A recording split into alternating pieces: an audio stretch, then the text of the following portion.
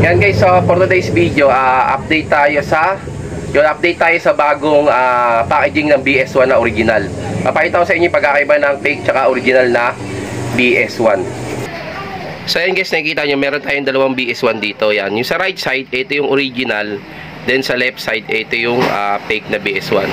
So pagkakaiba na guys, kitang-kita na kasi ngayon kasi may bago na ngayong packaging, yung original. Ayan, kung napapansin nyo, ito. Yan, may gray na siya. Yan, ito yung label na background ng gray. Yan, protector for rubber, plastic, vinyl, leather. Yan, BS1 original. Then ayan, may design pa rin siyang parang checkered dito sa likod para siyang puzzle. Ayan.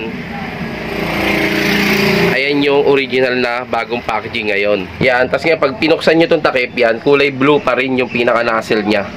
Yan. Unlike naman sa fake, yan, ito yung dating fake na wala pa siyang nilalabas na bago ngayon. Ito yung talagang fake. Yan, makikita nyo, itim yung background nya. Tapos yan yung sulat nya. Yung pagkakaiba nila ibang-iba na talaga ngayon, makahalata mo na. Yan, yung dating urig kasi kamukha lang nito mismo. Then yung urig dati, ayan, yung itim na to, may background siya na parang checkered dyan na design, na parang gray. Yun yung dating urig, kamukha nito.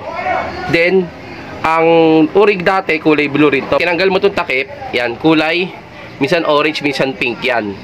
Pag peke yung original kasi dati kulay blue to. Tapos yung background nya mayroon ditong parang checkered na gray. So yun. Ngayon nagbago na packaging na original ngayon.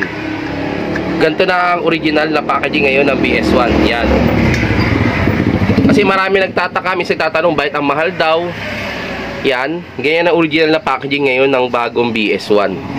Marami kasing customer na nagtataka bakit mahal. Kasi nasanay sila sa mga fake na BS1. Yan. Kasi ang BS1 na SRP na nito minsan iba 300, 250. Yan, yung mga fake kasi guys, mabibili mo sa online halos 150 ba yan? 200, malaki. Yan. Buy one take one pa. So yan, para yung customer din aware kasi mayroong customer na di ko ba alam kung bakit wala silang idea, matagal na sila gamit ng gamit. Meron kasi talaga tayong customer na alam yung original.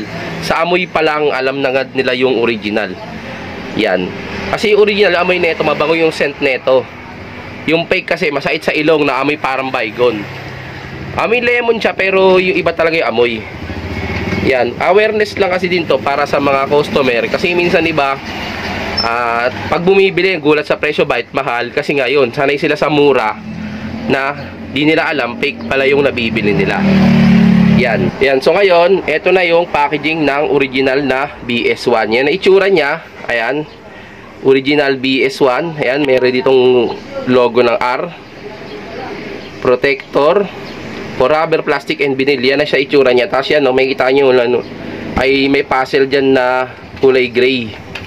Yan na yung itsura ng background niya. Hindi ito nakalagay na cleans and shines, removes stains, and restores colors. 250 ml. Yan na po yung original na BS1 ngayon. Unlike sa dati. So, ito yung fake. Ganun pa rin yung fake. Same pa rin.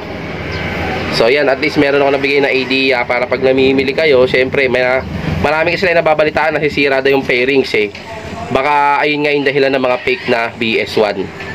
So yun, kaya ingat sa pagbili ng ating mga BS1.